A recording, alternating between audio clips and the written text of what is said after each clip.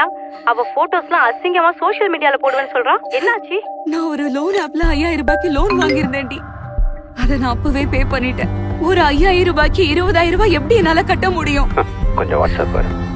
இந்த சென்டிமெண்ட் டயலாக்லாம் என்கிட்ட விடாத. நான் ஒரு ஆப் லிங்க் அனுப்புறேன். அதில் லோன் எடுத்து மரியாதையாக பணத்தை கட்டுற வழியை பாரு.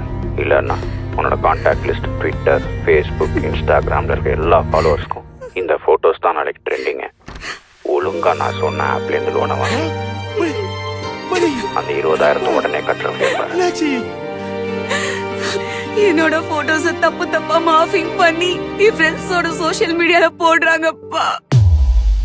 ஆர்பிஐ அப்ரூவ் பண்ணாத எந்த ஒரு லோன் ஆப்லையும் லோன் வாங்க. ஏன்னா நம்ம இன்ட்ரெஸ்ட் பே பண்ணலன்னா, ஒருவேளை நீங்க பே பண்ணியிருந்தாலும் நம்ம இன்ஸ்டால் பண்ணும்போது கொடுக்கக்கூடிய அக்சஸ் மூலியமா நம்ம கேலரியில இருக்கிற நம்ம வீட்டு பெண்களுடைய போட்டோஸ் வச்சு நம்மளே பிளாக்மெயில் பண்ணுவோம். ஒருவேளை நீங்களோ இல்லை உங்களுக்கு தெரிஞ்சவங்க யாராவது இதனால பாதிக்கப்பட்டிருந்தா உடனடியாக டோல் ஃப்ரீ நம்பர் 1930 கால் பண்ணி கம்ப்ளைண்ட் ரெஜிஸ்டர் பண்ணுங்க. அல்லது www.cybercrime.gov.in வெப்சைட்ல போய் உங்களோட கம்ப்ளைண்ட்டை ரெஜிஸ்டர்